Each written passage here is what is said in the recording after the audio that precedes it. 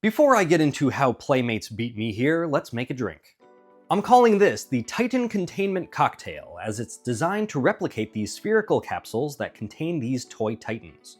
For this, you'll need a large ice sphere mold, vodka, ginger liqueur, your favorite lemon lime soda, and some silver luster dust, and of course, mini kaiju figures. Start by freezing your titan of choice inside the ice sphere mold.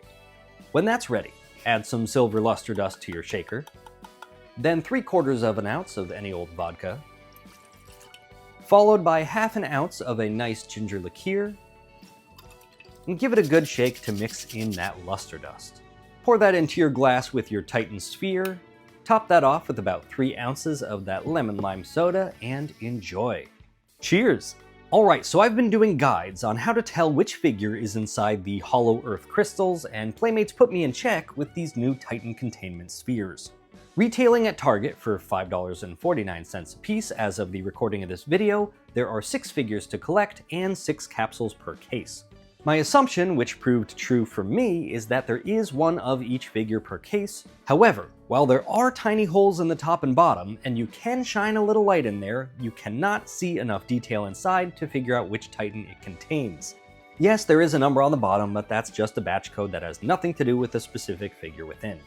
You win, Playmates. There's no way to figure these capsules out unless they all weigh differently. So I got a case, weighed each capsule, and made some predictions.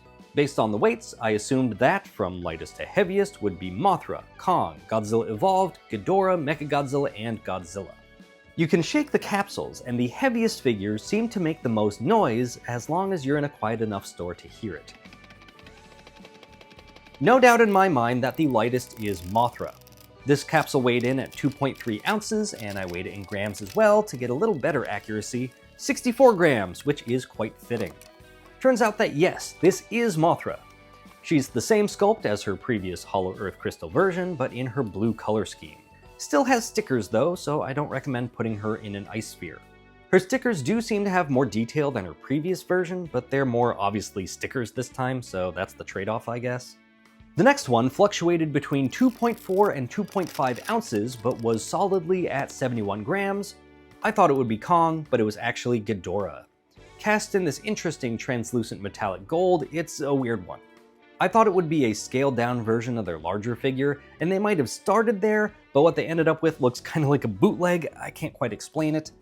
I was most excited for this one, but the one I ended up liking the most is this next one, whose capsule happens to have the same weight of 2.5 ounces or 71 grams, Mechagodzilla. Cast in a slightly translucent pearlescent silver with red paint, this one definitely looks like a scaled down version of the regular sized figure. Don't know why that was so easy with this one, but so hard with the Ghidorah. Now I could have stopped right there since those are the 3 that I really wanted, but for the sake of science and my own curiosity, let's see if the rest are just re-releases or have slightly different colors.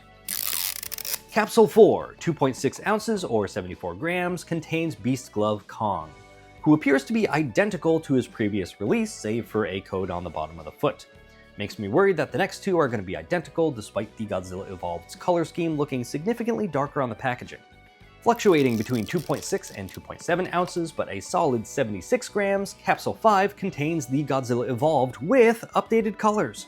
It was brought to my attention that this matches the real feel figure colors, which is a nice touch. I do prefer this one to the paler dorsals from the first Hollow Earth Crystal wave. On the other hand, the final capsule, 2.7 ounces or 77 grams, contains the regular Godzilla in its old color scheme.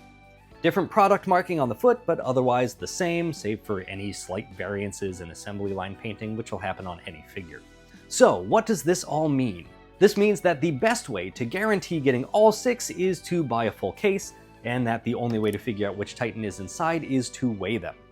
You can definitely compare them in your own hands at the store, especially the Mothra and the Godzilla are the most obvious, but the closer they are in weight, the harder it'll be to tell.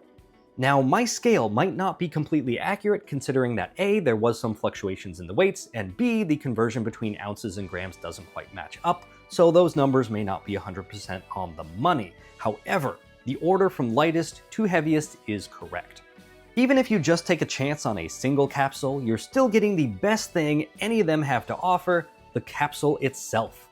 Designed to look somewhat like the capsule from the Monarch show, you've got the Monarch logo and a bunch of cracks all over the place.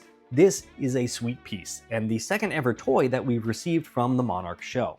Not sure how well it scales with the Frostvark, but it's pretty cool looking on the shelf. All the capsules are identical, so one is enough.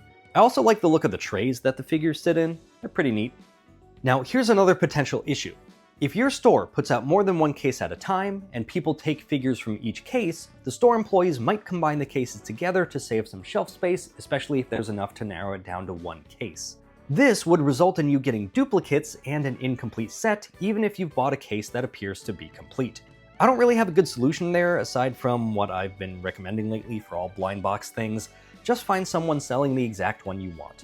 It'll more than likely save you more time and money.